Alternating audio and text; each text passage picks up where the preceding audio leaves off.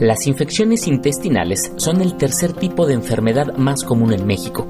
Por ejemplo, en el 2020 se presentaron cerca de 3 millones de casos, la mayoría en adultos entre 25 y los 44 años y en niños pequeños entre el primer y cuarto año. También tenemos la situación de infecciones intestinales, por supuesto, eso es muy común.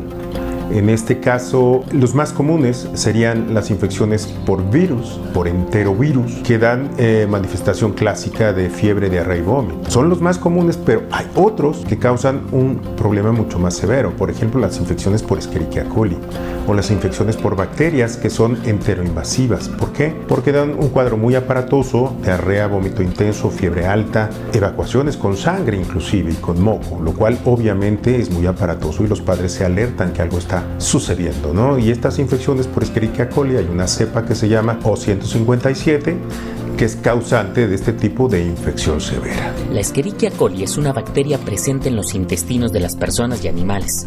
También se encuentra en el ambiente y en la comida, pero hay ciertas variantes o cepas que son dañinas y pueden afectar de manera grave. La Escherichia coli es una bacteria.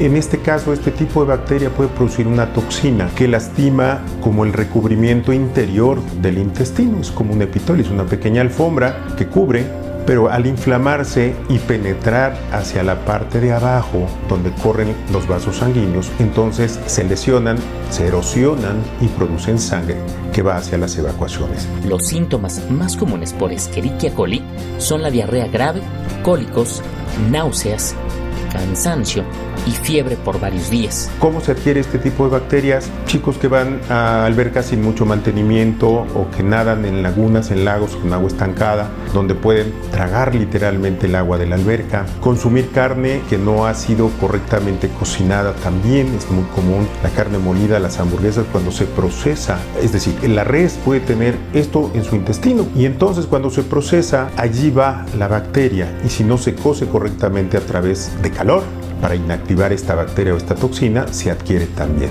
Esto puede ser muy común. Las granjas también, que ahora están un poco de moda, ¿no? Los chicos van a una granja, pueden tener acceso a tocar los animales, etcétera, pero si no se lavan las manos, si no se desinfectan correctamente las manos, pueden adquirir esta bacteria inadvertidamente y después hay pues la consecuencia que es la infección a través de diarrea, vómito, fiebre, malestar general. Algunos llegan a la deshidratación si es muy severa, ¿no? Es la complicación más temida de la gastroenteritis, la deshidratación. Al perder líquidos a través del vómito, de la propia evacuación, se pierde no solamente agua, se pierden también sales que llamamos electrolitos y esto hace un desequilibrio en el organismo del paciente y dependiendo de la condición previa es que se puede manejar hidratándolo oralmente y a veces pues no es posible porque es más la pérdida de lo que ingresa y entonces son hospitalizados. La complicación más grave por E. coli es el síndrome urémico hemolítico, que destruye las plaquetas y glóbulos rojos, provocando una insuficiencia renal. Este tipo de bacterias también puede de alguna manera lastimar el riñón y entonces esto genera un mayor desequilibrio en el niño. El riñón es el que estabiliza las cuestiones de sales y líquido en el organismo y si se afecta en lo que llamamos síndrome urémico hemolítico, pues tenemos una complicación grave. La Organización Mundial de la Salud, la OMS, explica que para prevenir infecciones por E. coli se deben aplicar medidas de control en todas las etapas de la cadena alimentaria, desde la producción agropecuaria en la granja hasta la elaboración, fabricación y preparación de los alimentos en las cocinas, tanto en establecimientos comerciales como en los hogares. En tiempo de calor es muy común que se descompongan rápidamente los alimentos y si uno está pues ingiriendo alimentos fuera de casa, no podemos garantizar que hayan sido manejados correctamente, ¿no? Entonces, sí, allí la prevención es el lavado de manos, es el aseo correcto de los vegetales o las frutas que vamos a consumir, porque también es a través del riego con aguas negras, como llamamos, o contaminadas. Si yo no las desinfecto antes de consumirlas, pues estoy consumiendo directamente de ese producto la bacteria y la toxina. El agua contaminada puede hacer que ingrese a nuestro organismo.